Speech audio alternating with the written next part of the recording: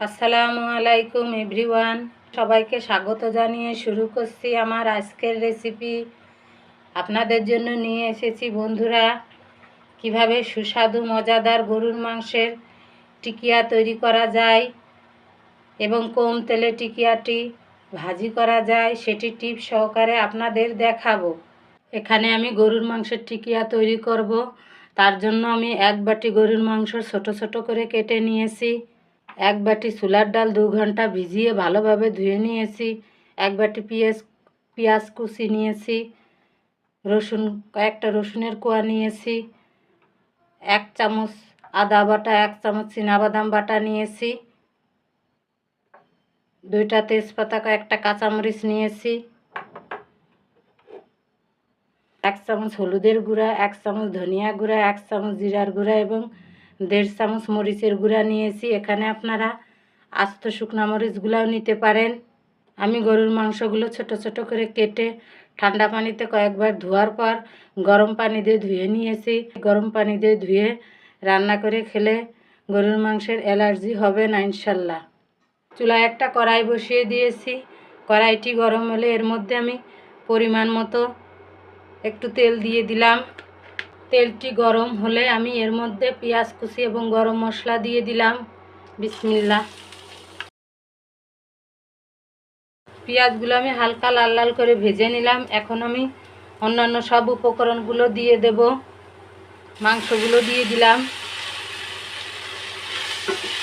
পানি দিয়ে দিলাম, ছোলার ডাল দিয়ে দিলাম। ছোলার ডালগুলো আমি 2 ঘন্টা ভিজিয়ে রেখে ধুয়ে নিয়েছি। এখানে ছোলার ডালের পরিবর্তে ভুটের ডালও দেওয়া যায়। রসুনের কোয়া দিয়ে দিলাম। 1 চামচ আদা বাটা এবং 1 চামচ চীনাবাদাম বাটা দিলাম। এখানে আস্ত আদা এবং চীনাবাদাম আস্তও দেওয়া যায়।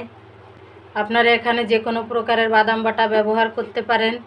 কাঠবাদাম, কাজু বাদাম, পেস্তা বাদাম, 1 চামচ ধনিয়া গুঁড়া, 1 চামচ জিরার গুঁড়া, 1 চামচ হলুদের গুঁড়া, 1.5 চামচ শুকনো মরিচের গুঁড়া দিয়ে দিলাম। 2টা তেজপাতা, কয়েকটা কাঁচামরিচ দিলাম। আমি 1 মুটকি সিরকা দিয়ে দিলাম। সিরকা দিলে মাংসটা তাড়াতাড়ি সিদ্ধ হবে আর সিরকা পেটের মেদভুঁড়ি কমাতে সাহায্য করে। নেড়ে চেড়ে দিয়ে ভালোভাবে মশলাগুলো মিশিয়ে দিতে হবে। এখানে পেঁয়াজগুলো লাল লাল না করেও একবারে সব মশলা দিয়ে মাংসটি রান্না করে নেওয়া যায়।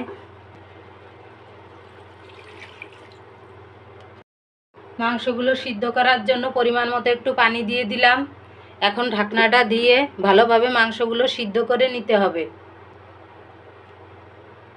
মাংসের পরিমাণ অনুযায়ী মশলাগুলো দিয়ে দিতে হবে। মাংস কম হলে মশলা কম দিতে হবে, মাংস বেশি হলে মশলা বেশি দিয়ে দিতে হবে। আবারও আমি ঢাকনাটা দিয়ে ঢেকে দিলাম। বলক আসার পর চুলার জালটা মিডিয়াম করে দিতে হবে যাতে মাংসগুলো ভালোভাবে সিদ্ধ হয়ে যায়।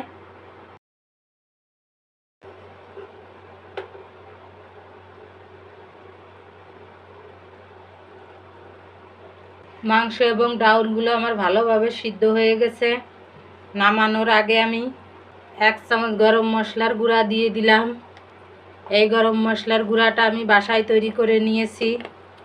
লবঙ্গ, এলাচ, দারুচিনি, গোলমরিচ শুকনো খোলায় হালকা করে ভেজে ব্লেন্ডারে গুঁড়া করে নিয়েছি।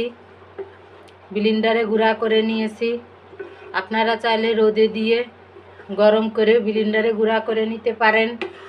নামানোর আগে একটু খেয়ে দেখতে হবে লবণ ঝাল ঠিক আছে কিনা, লাগলে একটু দিয়ে দিতে হবে। মাংস এবং ডাউলগুলো আমার ভালোভাবে সিদ্ধ হয়ে গেছে।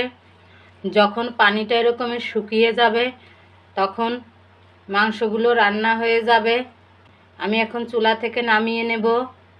এগুলো ঠান্ডা করে ব্লেন্ডার করে নিতে হবে অথবা পাটায় বেটে নিতে হবে। এরকমের রান্না মাংসগুলোও একটা বক্সে ভরে ঠান্ডা করে ডিপ ফ্রিজে সংরক্ষণ করা যায়। আবার বেটেও মাংসগুলো ডিপ ফ্রিজে সংরক্ষণ করা যায়। পরে বের করে টিকিয়াটি তৈরি করা যায়। মাংস এবং ডাউলগুলো আমি ভালোভাবে বেটে নিয়েছি। আপনারা চাইলে ব্লেন্ডার করে নিতে পারেন। এর মধ্যে পরিমাণ মতো একটু গরম মশলার গুঁড়া দিয়ে দিলাম। এর মধ্যে আমি একটা ডিমের কুসুমটা রেখে শুধু ঝোলটা নিয়েছি, একটু দিয়ে দিলাম, একবারে বেশি দেব না। 1 পিস লেবুর রস দিয়ে দিলাম। মাখিয়ে দেখার পর যদি মনে হয় আরও ডিম লাগবে তাহলে দিয়ে দিতে হবে। এর মধ্যে আপনারা পেঁয়াজ কুচি, ধনেপাতা কুচি ব্যবহার করতে পারেন, বিস্কিটের গুঁড়া ব্যবহার করতে পারেন। ভালোভাবে মাখিয়ে নিতে হবে। টিকিয়ারে মাংসটা বেশি নরম করা যাবে না, বেশি নরম করলে ভাজতে তেল বেশি লাগবে। না শক্ত না নরম এরকমের একটা ব্যাটার তৈরি করতে হবে। যদি ডিম দেওয়ার পর বেশি নরম হয়ে যায় সেক্ষেত্রে একটু শক্ত করার জন্য বেসন অথবা ময়দা ব্যবহার করা যায়। হাতের কাছে বেসন ময়দা না থাকলে বিস্কিটের গুঁড়া, চাউলের গুঁড়া অথবা প্যাকেটের সাদা আটা যে কোনোটা একটু ব্যবহার করা যায়। কাঁচা ডিম দেওয়ার কারণে আমি এখানে একটু লেবুর রস দিয়েছি যাতে কাঁচা ডিমের গন্ধটা না থাকে। এখানে একটু মচমচে হওয়ার জন্য আমি সামান্য পরিমাণে একটু ময়দা দিয়ে দিলাম। ময়দা দিয়ে ভালোভাবে মেখে দিতে হবে। ব্যাটারটা খুব সুন্দর করে মাখিয়ে নিতে হবে। ব্যাটারটা খুব সুন্দরভাবে মাখানো হয়ে গেছে বন্ধুরা।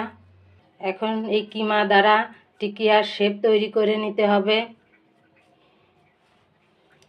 হাত ভালোভাবে ধুয়ে পরিষ্কার করে নিতে হবে।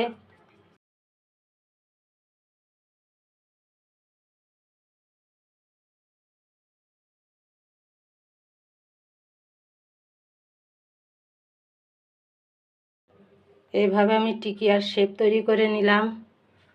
আমি আর একটা টিকিয়ার শেপ ছোট করে তৈরি করে নিচ্ছি।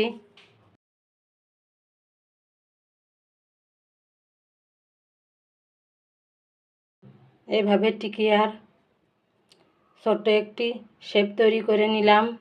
ছোট ছোট করে টিকিয়াটা তৈরি করলে অল্প তেলে ভাজি করা যাবে এবং কড়াইয়ের ভিতরে টিকিয়াটা ভাজলে অল্প তেলে ভাজি করা যাবে। ফ্রাই প্যানে ভাজলে তেলের পরিমাণ বেশি লাগবে। কোনো অনুষ্ঠানের জন্য টিকিয়া তৈরি করলে এইভাবে বড় বড় করে তৈরি করতে হবে।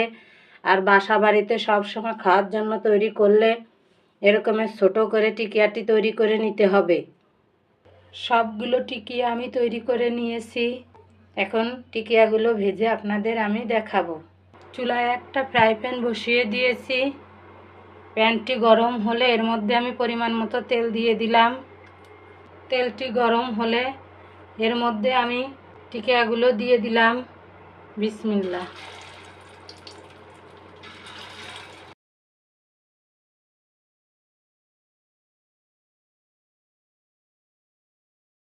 বন্ধুরা এখানে ডিমের কুসুমটা বাদ দিয়ে শুধু সাদা অংশ দিয়ে টিকিয়াটা মাখালে তেলের ভিতরে দিলে ফেনা হবে না। আর কুসুমটা সহ মাখিয়ে দিলে তেলের ভিতরে টিকিয়াগুলো দিলে তেল একদম ফেনা হয়ে যাবে। 1 পিঠ হওয়ার পর আমি উল্টিয়ে দেব।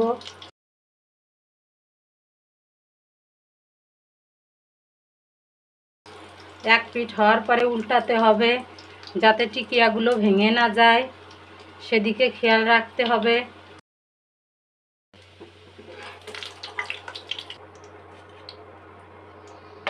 টিকিয়াগুলো আমার লাল লাল করে ভাজা হয়ে গিয়েছে। তেলটা নিংড়ে উঠিয়ে নিলাম। টিকিয়াগুলো ভাজার পর এরকমের একটা টিস্যু অথবা কাগজের উপর বিছিয়ে দিতে হবে যাতে টিকিয়ার অতিরিক্ত তেলটা চলে যায়। আমার টিকিয়া তৈরির রেসিপিটি যদি আপনাদের ভালো লেগে থাকে তাহলে একটি লাইক, কমেন্ট, সাবস্ক্রাইব করে আমার পাশে থাকবেন।